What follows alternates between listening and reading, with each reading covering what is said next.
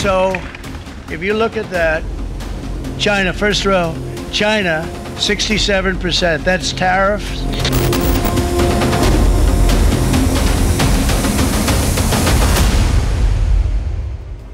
Pemirsa, Presiden Amerika Serikat Donald Trump kembali mengumumkan tarif impor untuk barang-barang Indonesia yang masuk ke Amerika. Meski sudah berupaya menego Amerika Serikat sejak April lalu, Indonesia tetap dikenakan tarif 32%. Tidak cuma Indonesia, ada 13 negara lain yang mendapat surat cinta dari Trump. Mereka dikenakan tarif resiprokal 25 hingga 40%. Tidak berhenti sampai di situ, Trump mengancam akan mengenakan tarif tambahan 10% bagi negara-negara anggota BRICS yang salah satunya adalah Indonesia. Trump menilai BRICS dibentuk untuk menjatuhkan kekuatan nilai tukar dolar Amerika Serikat. Menteri Sekretaris Negara mengatakan tambahan 10% kenaikan tarif impor adalah konsekuensi yang harus dihadapi Indonesia karena keanggotaannya di BRICS. Seberapa besar dampak kenaikan tarif impor Amerika terhadap perekonomian Indonesia? Apakah Indonesia akan mampu keluar dari belenggu ini? Inilah kontroversi selengkapnya tarif kejam Trump. Bersama saya, Zilvia Iskandar.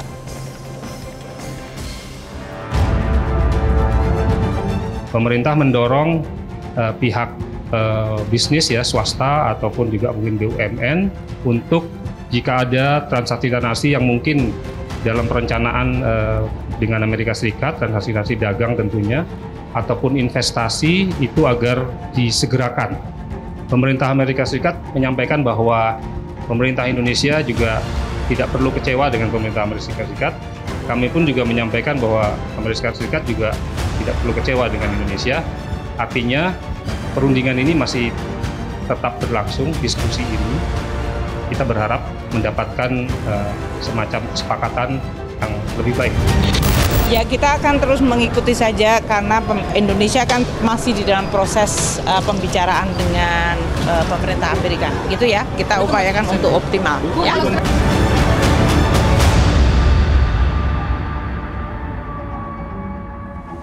Baik, pemirsa sudah membahasnya. Kami akan menghadirkan 6 orang narasumber untuk membahas topik pada malam hari ini. Di sebelah kanan saya ada tenaga ahli kantor komunikasi kepresidenan PCO, Fitra Faisal Hastiadi. Mas Fitra, selamat malam.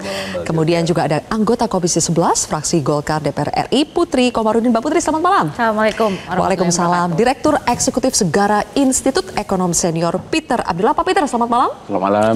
Berikutnya juga ada Ketua Komite Analis Kebijakan Ekonomi Apindo, Pak Ajib Hamdani. Pak Ajib, selamat malam. Selamat malam, Mbak Zilvia. Dan juga ada pakar hubungan internasional Profesor Hikmahanto Juwana. Prof. Hik, selamat malam. Semangat malam. Semangat malam. Dan kemudian ada Direktur Ekonom Digital Selios Nailul Huda. Mas Nailul, selamat malam. Terima kasih semuanya sudah hadir di kontroversi malam hari ini. Pak Ajib, langsung saja kita akan tampilkan kembali 14 negara yang mendapatkan surat cinta dari Donald Trump.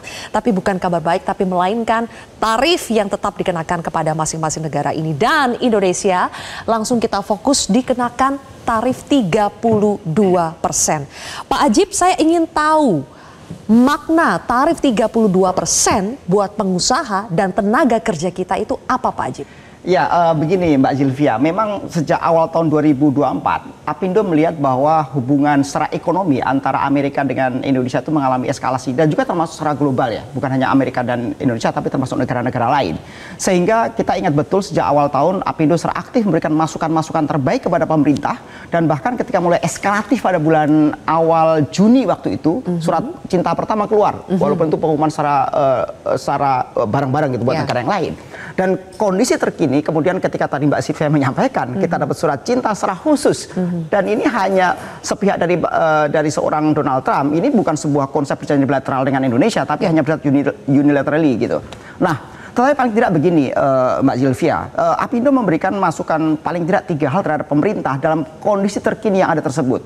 Yang pertama adalah bagaimana kita terus mendorong sebuah konsep yang namanya beneficially mutual. Jadi bagaimana konsep kerjasama yang terbaik dan bahkan kita berkomitmen untuk meningkatkan impor tanpa mengganggu kepentingan ekonomi domestik dalam negeri untuk komoditas-komoditas strategis. Sehingga ini menjadi bagian kalau berbicara Donald Trump melihat defisit neraca dagang mereka mencapai 19 miliar US dollar misalnya. Sehingga kita memberikan sebuah solusi terbaik bagaimana aspek resiprokalnya. Kira-kira seperti itu poin yang dari pertama. Amerika kita Kira-kira tingkatkan. begitu. Ya, ini jadi mutualistik buat Indonesia maupun Amerika. Tapi sekali lagi tanpa mengganggu ekonomi domestik. Kedua adalah berbicara masalah percepatan untuk diversifikasi pasar ekspor. Karena kita lihat Mbak Zilvia bahwa memang Amerika ini kan sekitar hampir 10% terhadap pasar ekspor Indonesia. Artinya dalam kondisi seperti ini kita membutuhkan percepatan untuk pasar ekspor tambahan. Kita jangan hanya tergantung sama Amerika. Problemnya adalah komoditas-komoditas ekspor kita ke Amerika adalah komoditas-komoditas yang padat karya. Ini yang tadi ada hubungannya dengan Mbak Sylvia sampaikan. Tenaga kerja kita gimana? Problem di Indonesia adalah masalah job creation sebenarnya. Sehingga harapan kita adalah ketika kita bisa membangun mutualistik bilateral dengan Amerika, maka ini tidak mengganggu pola trading antar komoditas strategis di Indonesia. Dan kalau kita gagal membangun itu? Ini akan menjadi problem cukup serius dan kita sudah memitigasi dengan baik, baik orientasi jangka pendek maupun jangka panjang, Mbak Sylvia, untuk private sector maupun masukan-masukan terbaik kepada pemerintah. Yang terakhir adalah, kalau berbicara orientasi jangka panjang, Apindo selalu mendorong agar pemerintah itu melakukan bagaimana regulasinya itu di streamlining, ada diregulasi, ada penyederhanaan regulasi sehingga lebih mendorong namanya low cost ekonomi. Problemnya adalah ketika kemudian barang dan jasa Indonesia itu high cost ekonomi, daya saingnya rendah. Sehingga berbicara orientasi jangka panjang, Indonesia harus mempunyai daya tawar yang lebih baik terhadap pasar global. Singkat cerita, kalau kita tidak berhasil melaksanakan 3 poin dari Apindo tadi, apa yang akan terjadi pada pengusaha dan tenaga kerja kita? Seberapa parah? Poin pertama adalah pasti berbicara penurunan volume ekspor kita ke Amerika. Yang kedua adalah berbicara masalah ancaman dumping justru dari pasar-pasar China misalnya. Karena China juga lebih parah tarif dari Trumpnya. Sehingga ini perlu dimitigasi dengan baik. Karena potensinya barang yang tidak masuk ke Amerika dari China, potensi masuk ke Indonesia. Karena kita paham sekali bagaimana China melakukan dumping barang, sehingga barang mereka harga lebih murah. Jadi kita akan kebanjiran barang-barang dari China. Jangankan Mbak Zilvia, kalau misalnya beli secara online gitu ya, beli barang apa, begitu masuk rumah, jangan-jangan barang-barang dari China, dari Vietnam, itu kondisi real di lapangan bahwa bagaimana competitiveness kita ini menjadi problem serius jangka panjang harus dimitigasi dengan baik oleh pemerintah. Demikian Mbak Zilvia. Sekarang ada satu pernyataan yang sudah dikeluarkan oleh Selyos lebih rigid lagi soal dampak-dampaknya. Coba kita tampilkan, teman-teman. Saya ingin tanya ke Mas Nailul Huda. Selyos bahkan sudah menghitung tarif Trump 32% itu akan berdampak macam-macam. Ada pada penurunan output ekonomi nasional sebesar 164 triliun. Kemudian juga menurunkan pendapatan tenaga kerja sampai 52 triliun rupiah, sampai penurunan nilai ekspor sampai 105,9 triliun, dan menurunkan serapan tenaga kerja hingga 1,2 juta orang.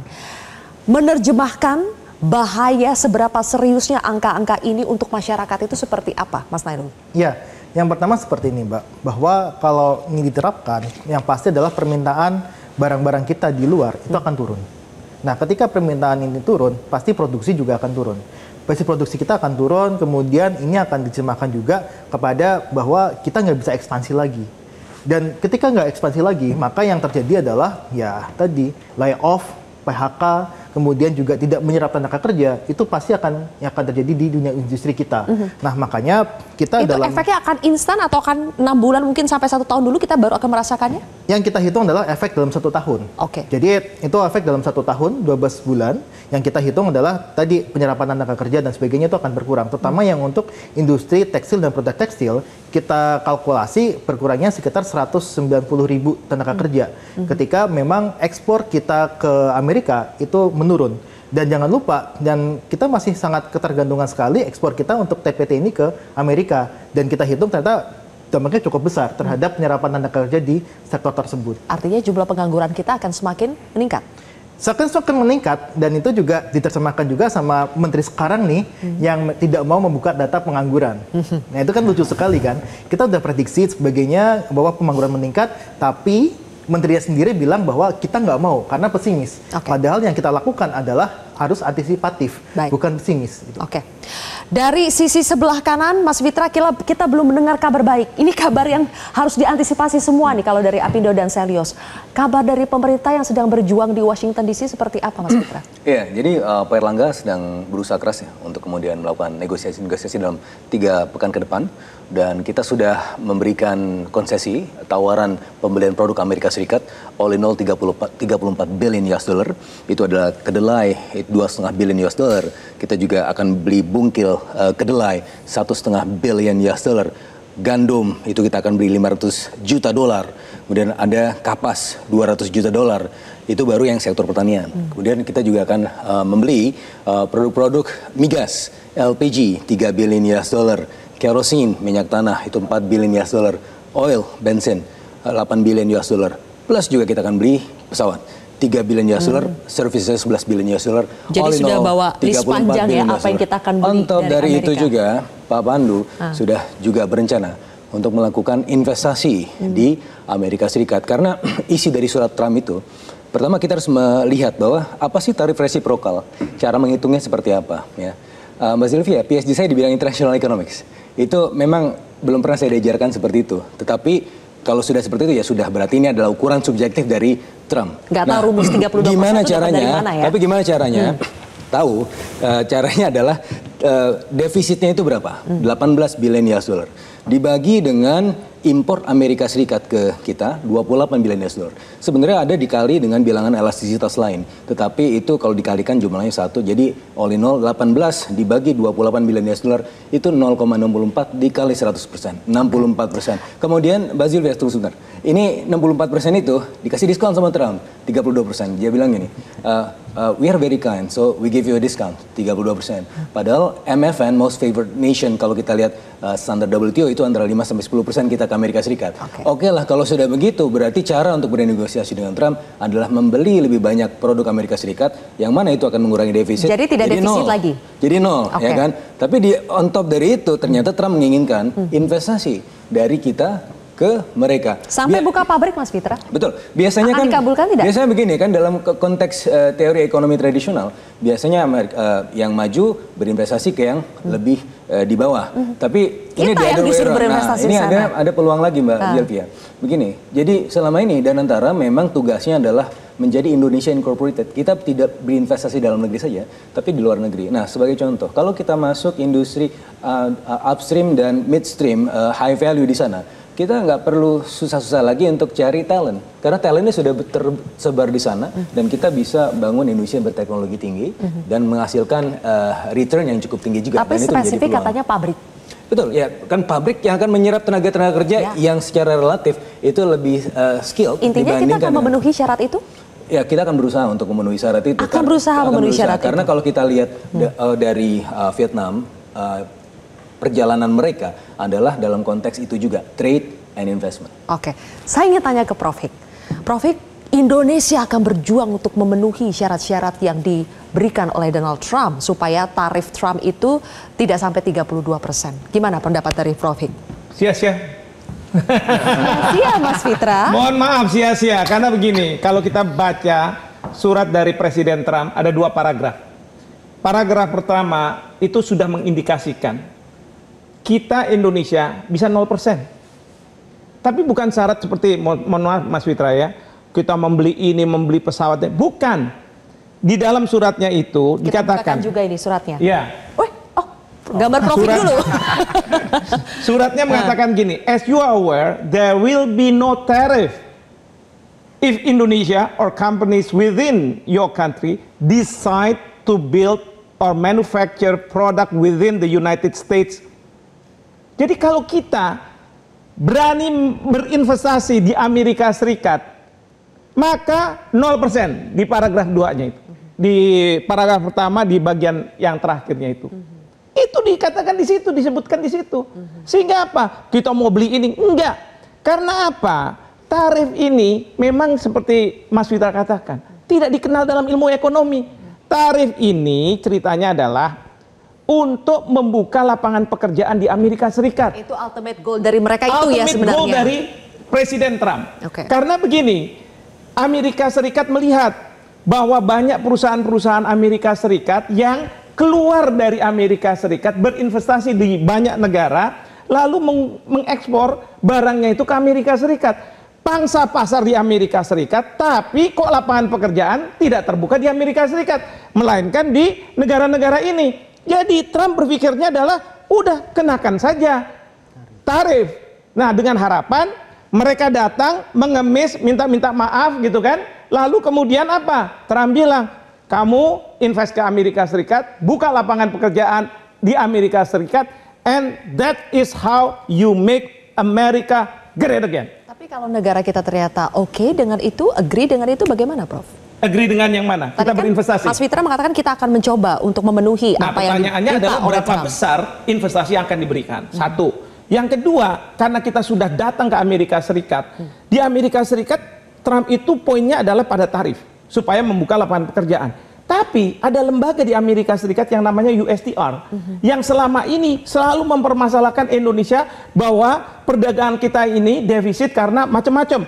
Kris yang terlalu ekspansif, kalah visa, kemudian sertifikasi halal, barang kita jadi sulit masuk, lalu kemudian hilirisasi, kemudian masalah implementasi dari kekayaan intelektual yang software-software itu banyak dibajak, sehingga apa? Mereka langsung mendompleng dari tarif ini. Maka kemarin ketika Pak Hartarto berangkat ke Amerika yang untuk pertama kali, kan pulang bilang kayak begitu. Ini syaratnya. Banyak tambahan. Banyak tambahan. Sekarang mau berapa lagi syarat? Ini masalah kedaulatan. Masa kris sertifikasi halal mau dirubah-rubah? Itu siapa menterinya atau kepala badan yang sertifikasi halal udah nggak dapat kerjaan lagi sekarang. Gimana ceritanya kalau begitu? Sabar, Prof. Mbak Putri, di mana kedaulatan kita? Nanti kita akan jawab usai jeda, pemirsa, tetap di Kontroversi.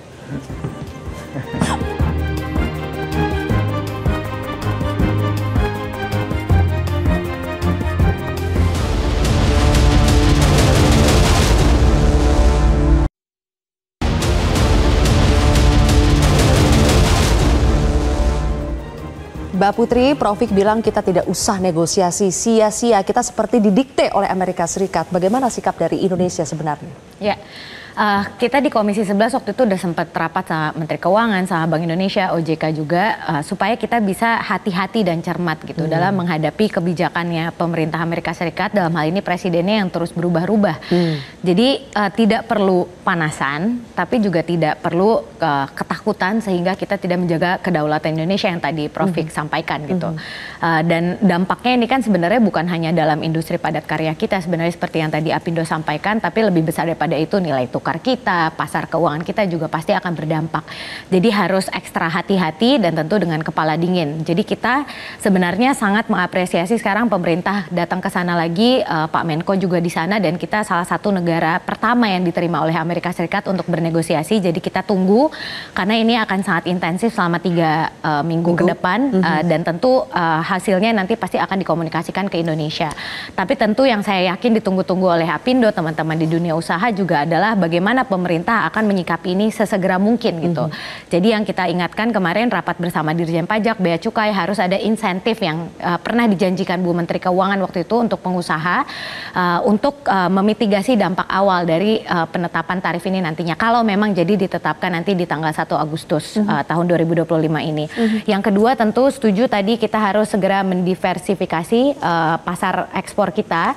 Kita punya banyak trade agreement yang sedang ongoing dengan European Union, kita juga ongoing dengan Tunisia, dengan Eurasian country. Jadi ini juga harus segera kita percepat supaya Indonesia tidak melulu bergantung pada Amerika Serikat sebagai ekspor. Sebelum itu bisa kita lakukan, negosiasi harus diutamakan. Negosiasi harus diutamakan dan tentunya ini juga momentum sebenarnya untuk pemerintah bebenah. Karena kan memang kita punya banyak hambatan dalam hal regulasi kebijakan untuk investasi. Jadi sebenarnya apa yang sempat disampaikan oleh pemerintah Amerika Serikat, kita punya banyak hambatan kebijakan, itu juga bisa menjadi momentum buat kita memperbaiki apa yang selama ini menjadi hambatan dan sebelum kita bisa menyelesaikan PR-PR kita itu, Mbak Putri merasa bahwa kita tidak punya pilihan selain menego tarif Trump itu? Ya. Karena memang pilihan terbaik sekarang adalah untuk bernegosiasi. Tentunya apa yang menjadi prasyarat tadi yang Prof Fik sampaikan, sebenarnya kan mereka ingin kita untuk membuka pabrik di sana, berinvestasi dan juga kita memberikan mereka lapangan pekerjaan. Tapi kan di sini juga kita membutuhkan lapangan pekerjaan. Yang disebutkan Apindo tadi itu salah satunya di Jawa Barat, daerah pemilihan saya yang sangat terdampak dengan penutupan berbagai pabrik dalam industri padat karya tersebut. Jadi tentunya harapannya ini juga bisa menjadi fokus dari pemerintah supaya kita bisa berinvestasi di sana, tapi industri padat karya di sini juga tidak terlukai terlalu dalam. Intinya kita buka atau tidak nih pabrik di sana kalau menurut Mbak Putri? Ya, karena prosesnya masih 3 minggu, saya yakin akan sangat banyak hal-hal yang bisa dibicarakan. Tapi jadi itu akan dilihat. Seperti Mas sudah katakan, itu baru 1 tahun untuk kita. Tahu nggak? Untuk rakyat Amerika Serikat 1 Agustus 2025, 2 Agustus dia akan membayar lebih mahal daripada sebelum tanggal 1 Agustus. Akibatnya apa? Akibatnya rakyat akan marah, dia akan sampaikan ke Kongresnya, Kongres akan memulai yang namanya impeachment terhadap Trump. Trump akan mencari jalan keluar. Mudah-mudahan pada saat itu semua apa yang dia inginkan, tarif tinggi dan lain sebagainya akan dirubah. Dan itu kalau kita lihat, Trump secara pribadi memang selalu gitu. Buka kartu besar, tag, lalu kemudian kalau kita bersatu, ini kan masalahnya bukan Amerika Serikat lawan Indonesia, tapi Amerika Serikat melawan dunia. Kalau misalnya melawan dunia kita sepakat untuk kita tidak mau berubah, maka Trump lah yang akan mendapatkan banyak hal yang negatif, bukan dari kita tapi dari rakyat Amerika Serikat, terutama sekali dari bursa. Dan ingat pada waktu Trump pertama kali mengumumkan ini, maka bursa menghajar dia, sehingga apa? Dia melakukan postpone. Postpone, jadi ditunda selama 90 hari. Jadi kemungkinan ada gejolak sendiri di internal rakyat Amerikanya. Mbak Putri melihat itu sebagai peluang supaya kita jangan terlalu buru-buru mengambil keputusan dulu? Ya, makanya yang tadi saya sampaikan di awal, pemerintah itu harus sangat cermat dan hati-hati gitu dalam mendiskusikan ini. Harus dengan kepala dingin sehingga potensi yang masih bisa kita rangkul gitu. Kita juga punya banyak potensi di critical mineral. Kemarin sudah sempat disampaikan ada nikel, ada kobalt, ada tembaga yang bisa kita negosiasikan dengan Amerika. Mereka pun butuh untuk pengembangan EV dan lain-lainnya. Jadi kita pun punya banyak hal yang bisa kita jadikan bargaining gitu untuk mereka. Kita sehingga punya daya tawar itu ya? Kita punya daya tawar yang sangat besar, sehingga ya harus dengan kepala dingin supaya kedaulatan kita yang diinginkan Profik dan seluruh rakyat Indonesia itu tetap terjaga. Masih bisakah kita berdiskusi atau berpikir dengan kepala dingin sementara Pak Peter kita diancam lagi kurang 32%, mau ditambahin lagi 10% karena kita menjadi anggota BRICS? Ya, tapi kalau tadi mendengarkan ada dua nih pandangan dari Pak Prof dan Mas Huda, itu menggambarkan sebenarnya kita nggak perlu terlalu panik atau melihatnya ancaman itu terlalu besar dari sisi kajian. Kita langsung nego ke sana, itu bentuk kepanikan atau bentuk kecermatan? Nego itu adalah sesuatu yang keniscayaan. Ya. Karena nggak mungkin juga ketika Presiden Trump menyampaikan kebijakan yang mengancam kita, kemudian kita tidak melakukan apa-apa. Kan melakukan sesuatu itu kan adalah suatu keniscayaan, suatu keharusan. Dan saya sependapat dengan Bu Putri tadi, bagaimana kita melakukannya harus dengan cermat, dengan harus hati-hati. Dan menurut saya proses ini belum berhenti. Tidak bisa kita mengatakan udah putus di 32%. Dan tadi Pak Prof juga menyampaikan berbagai hal di dalam surat itu sendiri mengatakan keterbukaan untuk mengubah angka tersebut. Dan saya kira apapun kita harus melakukan yang terbaik. Ya. Upaya-upaya tadi yang disampaikan oleh Mas Pitra, saya kira itu memang sesuatu yang harus dilakukan. Ya. Walaupun saya memahami apa yang disampaikan oleh Pak Prof, ya bahwasanya ya akan sia-sia kalau seandainya dengan kacamata seperti itu ya. Tetapi kan tetap harus kita lakukan. Dan itu ya kalau saya memandangnya pertama kita seperti buying time. Saya sependapat dengan Pak Prof Hikmah bahwasanya pertama, Trump pasti akan berhadapan dengan masalahnya sendiri. Ketika itu dilaksanakan, dia harus berhadapan dengan masyarakatnya, karena apapun kenaikan tarif itu sebenarnya akan menjadi beban rakyat Amerika, bukan beban kita. Ya, jadi kalau kita melihat ini perlu dipahami oleh masyarakat kita, bahwasanya tarif 32% itu adalah beban masyarakat Amerika. Beban untuk kita itu adalah beban terkait dengan industri kita. Ya, karena dengan tambahan biaya yang ditanggung oleh masyarakat Amerika itu, harga kita itu menjadi mahal. Ya, mahalnya dirasakan oleh rakyat Amerika. Tetapi dengan barang kita menjadi mahal itu, maka barang kita itu menjadi permintaannya menjadi kecil. Nah, permintaan yang kecil itu yang kemudian berdampak seperti disampaikan oleh Pak Hajib tadi, itu akan menyebabkan produksi kita turun, penyerapan tenaga kerja kita turun, dan itu yang diamplifikasi oleh Mas Huda tadi. Ya. Tetapi ini adalah proses yang masih berjalan, saya kira. Jalani saja dulu ya. Jadi tidak bisa kita bilang negosiasi ini tidak akan tidak akan ada dampaknya. Jalani, kita teruskan dengan apapun yang bisa kita lakukan. Ya, saya sependapat. Memang nggak mungkin juga kita melakukan investasi bangun pabrik dalam waktu singkat kan. Tetapi syarat itu tidak make sense ya, Pak Peter? Make sense. Bangun pabrik di sana. Make sense. Make sense. Make sense. Bisa kita penuhi. Kita punya resource untuk memenuhi itu. Kita punya resource untuk melakukan itu, ya. Karena seperti disampaikan kan investor kita itu banyak, ya. Dan jangan lupa, kita itu melakukan investasi di banyak negara. Ya, kita punya ini teman-teman di Apindo pasti lebih menjelaskan berapa banyak yang kita investasi di Vietnam, berapa banyak yang kita investasi di Thailand, di Malaysia. Kenapa enggak kita investasi di Amerika? Tapi jadi, kalau misalnya Danantara investasi di Amerika lalu rugi, nanti direksi-direksi di sini dikejar sama kejaksaan, dikejar sama kepolisian, KPK, kerugian negara. Gimana? Jadi kalau misalnya kita mau, boleh kita investasi ke luar negeri, buka lapangan kerja di sana, tapi jangan dong sampai kalau misalnya rugi karena masalah business judgment rule, kemudian dikejar-kejar mengenai masalah kerugian, membuat direksi itu tidak berani melakukan investasi di luar negeri. Ada potensi risiko dengan asumsi ya, keputusan investasi itu kan dilakukan secara proper, secara profesional. Dan yang kedua ya, investasi itu kan tidak harus dilakukan oleh Danantara. Ya, sekali lagi, swasta kita itu sudah melakukan banyak investasi di luar negeri. Dan kenapa tidak untuk swasta kita melakukan investasi? Karena Trump tidak mempersyaratkan yang investasi itu adalah pemerintah. Trump hanya meminta bahwa Indonesia melakukan investasi di sana. Dan investasi yang kita lakukan di sana kan bisa juga didasarkan kepada kebutuhan kita sendiri. Kita harus jeda terlebih dahulu, Pak Peter. Saya ingin tanya nanti ke pengusahanya, mau tidak swastanya melakukan investasi di sana, buka pabrik di sana di tengah kondisi kita seperti ini? Kepada Serius juga, bagaimana pendapatnya? Sesaat lagi pemirsa.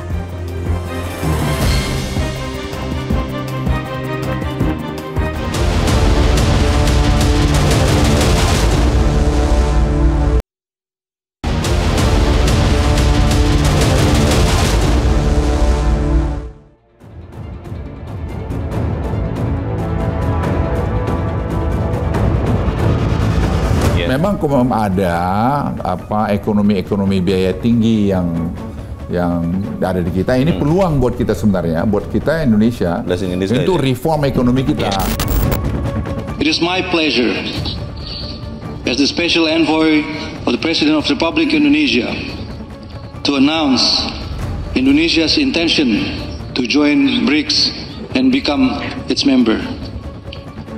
By doing so, Indonesia will be able to better support BRICS efforts to advance the causes and interests of the Global South, and while also contributing to the maintenance of a world order based on freedom, lasting peace, and social justice.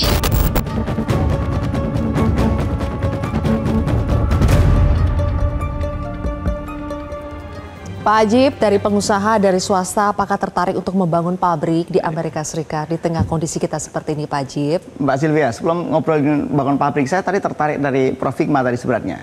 Ini Donald Trump ini jangan berantem sama negara lain. Dia sama temennya aja berantem sama Elon Musk, kan kira-kira begitu. Jadi artinya udahlah, ini secara alamiahnya begitu.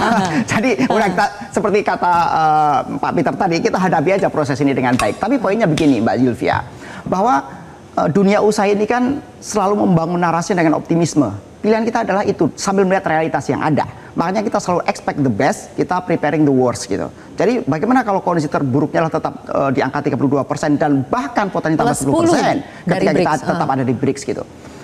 Memang secara konvensional selain kita melakukan negosiasi ulang secara B2B terhadap komoditas kita yang melalui bilateral dagang dengan Amerika, kemudian kedua diversifikasi ekspor, kita masih melakukan 3 hal yang lain sebenarnya, Mbak Sylvia.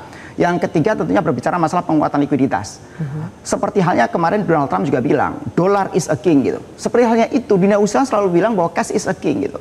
Nah, problemnya adalah di dunia usaha di Indonesia ini, cost of fund kita terlalu tinggi. Makanya dalam kesempatan baik ini kita juga minta tolong ke Ibu Dewan, ke Mbak Putri, bahwa bisa dilihat bahwa struktur yang membebani dunia usaha yang buat high cost ekonomi adalah berbicara masalah likuiditas. Karena cost of fund kita tinggi. kita pinjam bunga bank rata-rata double digit.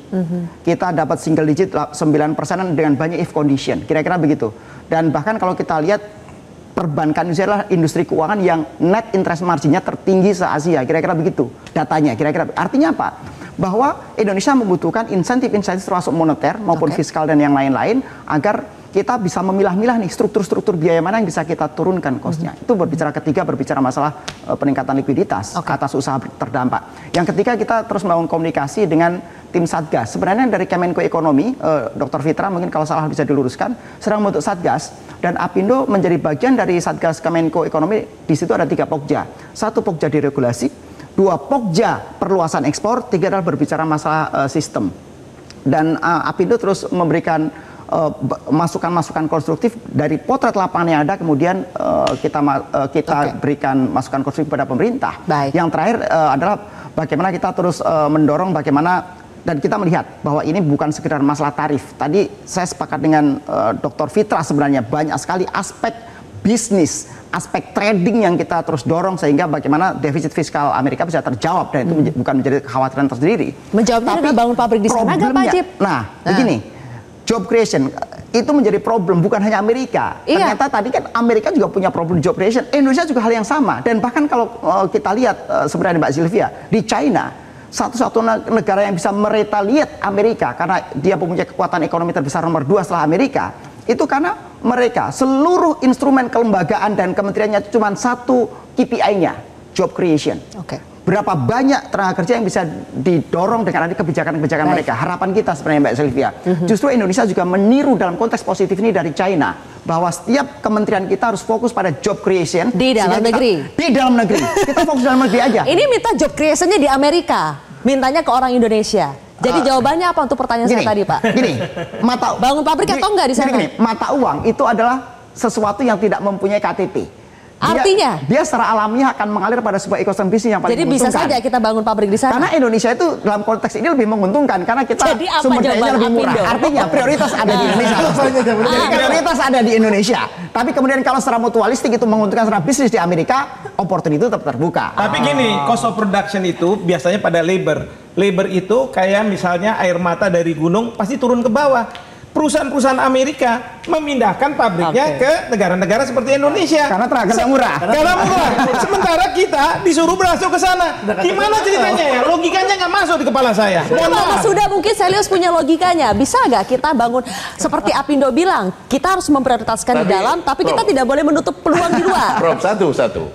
Prof sendiri kan mengatakan ada satu hal yang perlu kita pertimbangkan di sini, yaitu buying time.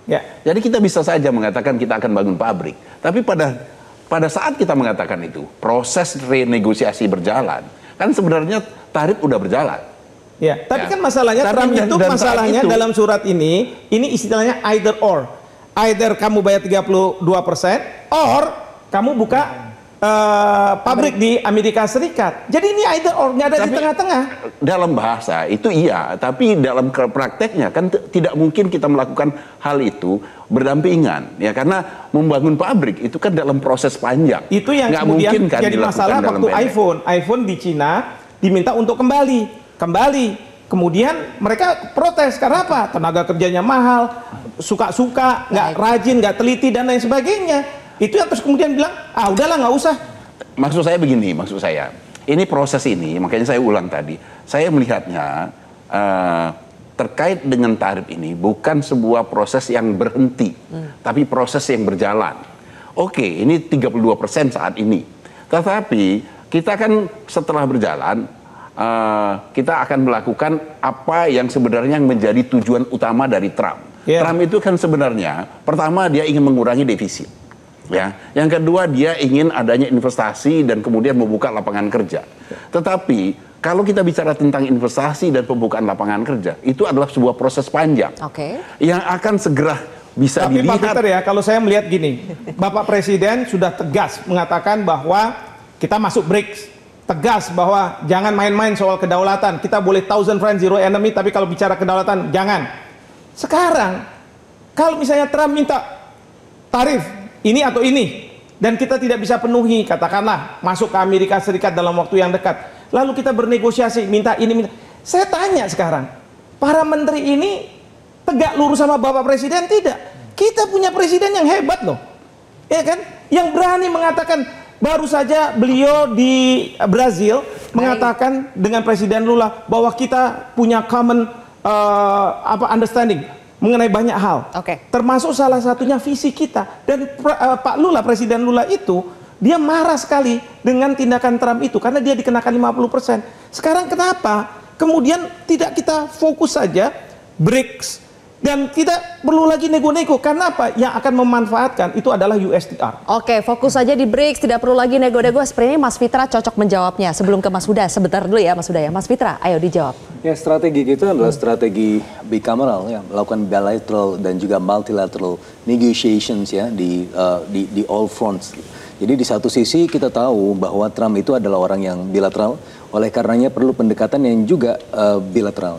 Di sisi yang lain kita juga melihat kemarin ada pertemuan ASEAN untuk tingkat Menteri Luar Negeri, itu juga melakukan konsensus bersama bagaimana menghadapi tarif Trump ini secara bersama-sama lewat jalur multilateral. Begitu juga kita ada di BRICS, merupakan jalur multilateral juga. Jadi all means possible. Jadi sebagaimana disampaikan Mbak Putri tadi, kita juga sudah menjalin ya beberapa potensi kerjasama. Salah satunya USEPA yang sudah hampir 10 tahun ya, 9 sampai 10 tahun yang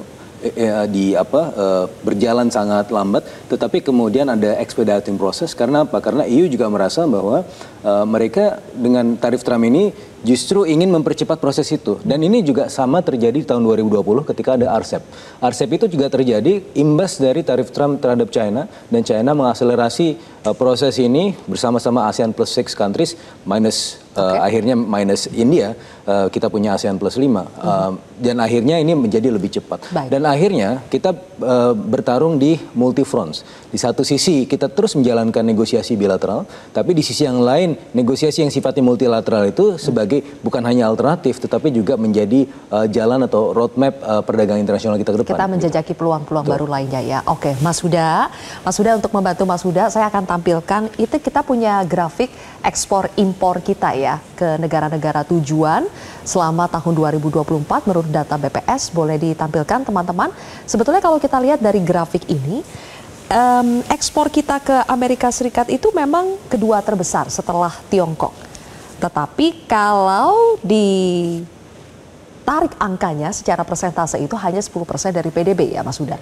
Pertanyaan saya adalah apakah kita harus kekeh mengejar 10% ini dengan memenuhi syarat-syarat Trump, atau ya sudahlah terlalu banyak persyaratannya yang seperti kata Prof. tadi, ini seperti terlalu mendikte kita, mengganggu kedaulatan kita sehingga lupakan kita cari alternatif yang lain. Ya, yang pertama seperti ini Mbak, bahwa ini tadi kita ngomongin tentang kebijakannya, tapi gak ada yang ngomongin tentang aktornya. Nah, kita ketika memang negosiasi ini sudah berjalan selama 3 bulan, kita tentu sebagai rakyat, sebagai pengamat juga akan berharap bahwa ada hasilnya dong. Nah, ketika ini tidak berujung pada surat kemarin, artinya adalah ini nggak membuahkan hasil. Dan kita harus mengevaluasi. Siapa yang dievaluasi? Tentu juga dari sisi timnya. Pak Erlangga misalkan, itu juga harus dievaluasi bahwa dia sebagai tim untuk yang di negosiasi ini juga harus dievaluasi seperti apa. Kalau perlu memang diresafel percepat gitu kan. Dan kemudian kalau kita lihat dari sisi Pak Sugiono, yang dimana dia Menlu ini seakan-akan orang yang dilantik sebagai Menlu, tidak menjalankan fungsi sebagai Menlunya. Nah, inilah yang kita sebut bahwa aktor ini yang harus dievaluasi juga, bukan hanya dari sisi negosiasi dan sebagainya. Karena negosiasi ini sudah berjalan, dan ketika nggak membawakan hasil, tentu harus ada evaluasi. Negosiatornya maksudnya harus dievaluasi. Iya dong. Dan kita juga, kenapa saya bilang Pak Sugiono? Karena kita nggak punya dubes Amerika. Dan ini yang jadi kesalahan sebenarnya. Kita baru punya kemarin, baru fit on paper test, tapi selama ini nggak ada. Dan ketika itu nggak ada, ini melemahkan posisi kita. Makanya inilah yang kita sebut harus ada evaluasi di kabinet yang sekarang ini, terutama untuk itu yang satu hal ya, soal negosiator. 10%-nya sebenarnya worth it nggak kita kejar ekspor kita ke Amerika itu?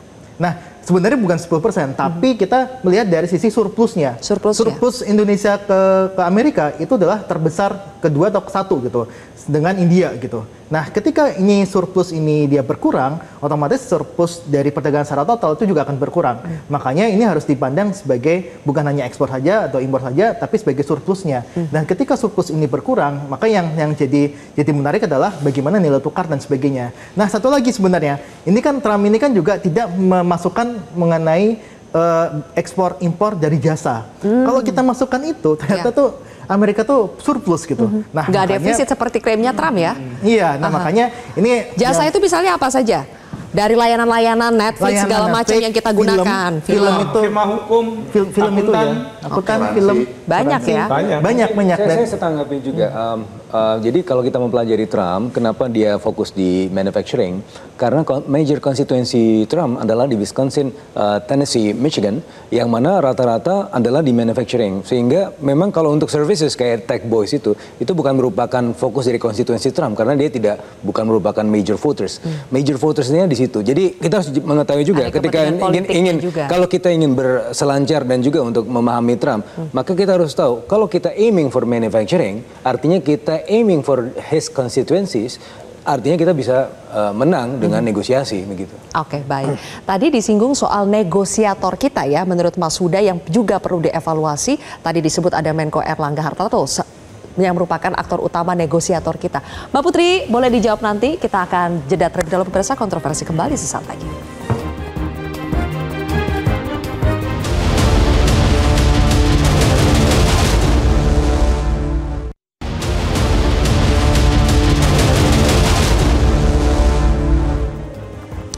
Ada lagi premisi yang baru, ganti negosiatornya. Gimana tuh Mbak Putri? Salah satu negosiatornya Menko Erlangga. Kalau itu kan hak prerogatif presiden ya, yang namanya siapa yang akan diposisikan untuk jadi negosiator atau tim ekonominya siapa yang akan dikirim ke sana, itu kan benar-benar keputusan dari Pak Prabowo. Jadi karena beliau mengirimnya Pak Menko, ya kita lihat hasilnya. Beliau baru ke sana masih ada 3 minggu, jadi selama 3 minggu ini kita sambil lihat juga efektivitasnya seperti apa dan apa saja yang harus dipersiapkan dalam negeri, itu yang pertama. Dan yang kedua, untuk job creation tadi menjawab poinnya Apindo, kita kemarin di Komisi 11 membahas terkait dengan penciptaan lapangan pekerjaan yang formal. Karena kalau kita lihat strukturnya sekarang di Indonesia ini kebanyakan pekerja informal. 59% untuk posisi sekarang itu pekerja kita informal. Dan tentu itu ada masalah terkait dengan perlindungannya mereka, hak-haknya, dan banyaklah. Termasuk juga untuk perpajakan juga akan sangat terdampak. Jadi kita kemarin memasukkan ini dalam target pembangunan kita untuk tahun 2026, proporsi penciptaan pekerjaan formal. Jadi target kita 37,95%. Dan ini sebenarnya menjadi target pembangunan yang disetujui oleh pemerintah dan DPR dan harus diikuti oleh kementerian. Jadi kalau tadi itu menjadi kekhawatiran, kita sudah berkaca dari pengalamannya China yang berhasil menciptakan lapangan pekerjaan, ya kita berharap ini akan menjadi fokus dari seluruh kementerian yang ada, termasuk Kementerian Keuangan, Kementerian PPN, Bappenas, dan juga tentu kementerian-kementerian teknis lainnya. Jadi harapannya ini nanti bisa mendorong lagi penciptaan lapangan pekerjaan, tentu khususnya dalam industri padat karya. Dan yang ketiga, menjawab concernnya Prof. Fik tadi terkait dengan Danantara, untuk investasi sudah menjadi mitranya Komisi 11. Jadi apapun investasi yang akan Danantara putuskan harus berkonsultasi dulu dengan Komisi 11. Kalau operasionalnya seperti biasa ada di Komisi 6. Jadi tentu nanti Komisi 11 juga akan RDP dengan Danantara. Dan tentu kita juga akan menyerap banyak aspirasi tentu dari dunia usaha juga terkait dengan bagaimana Danantara ini nanti bisa menjadi salah satu percontohan kalau nanti dibutuhkan untuk urusan Amerika ini. Jadi kalau dari kebijakannya sebenarnya pemerintah dan DPR ini sangat intens juga untuk mempersiapkan apa yang bisa menjadi dampak dari keputusannya Trump ini. Oke, baik. Di tengah ketidakpastian karena upaya negosiasi masih terus berjalan, Pak Ajib, apa yang dibutuhkan oleh pengusaha untuk menambal ketidakpastian ini?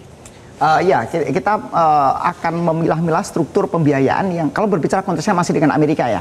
Selain membuka diversifikasi ekspor, adalah memilah-milah bagaimana barang kita tetap bisa menjadi lebih kompetitif di Amerika. Tapi begini poinnya Mbak Sylvia, bahwa Apindo dari awal melihat bahwa ketegangan dagang antara Amerika dengan BRICS ini bukan sekedar tarif yang kita sebut tarif Trump ini, tapi lebih pada secara geopolitik global yang sangat dinamis. Makanya kita harus hati-hati betul menyikapinya. Ini berbicara masalah politik, berbicara masalah kedaulatan ekonomi Indonesia dan lain-lain.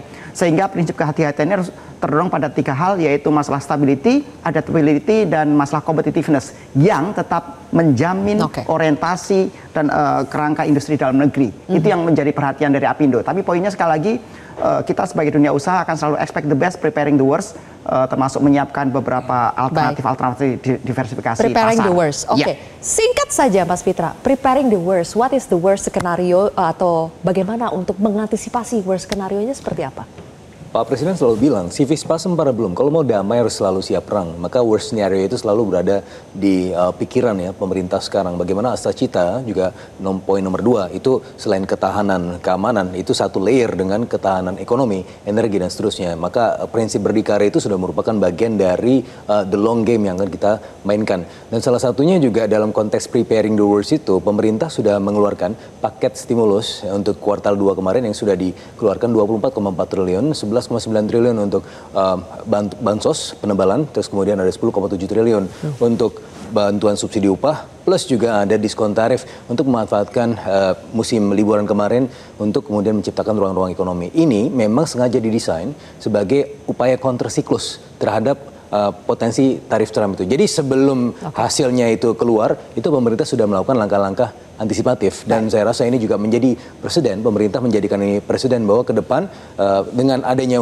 in-price efficiency itu artinya apa? Kita punya cadangan yang sehat ya untuk digunakan ke depan. Gitu. Baik, terakhir Prof. closing statement, bagaimana kita harus menghadapi situasi saat ini, tetap negosiasi atau putar haluan? Singkat Prof. Putar haluan, kita tunggu tanggal 1 Agustus, tapi saya senang bahwa pemerintah sudah punya kontingensi rencana-rencana itu, sehingga kalau memang benar ini dijalankan dan rakyat Amerika masih sustain dengan harga yang tinggi dan dia tidak melakukan apapun terhadap Trump, maka kita bisa survive. Oke, kita bisa survive dan itu memang kita harus survive. Betul. Ya. Terima kasih Bapak Ibu sekalian sudah hadir di Kontroversi pada malam hari ini. Pemirsa, Indonesia sekali lagi mendapatkan ujian serius. Kita berharap ujian ini tidak membuat perekonomian kita runtuh, tetapi justru kian tangguh. Saya Zilvia Iskandar pamit undur diri. Selamat malam, sampai jumpa.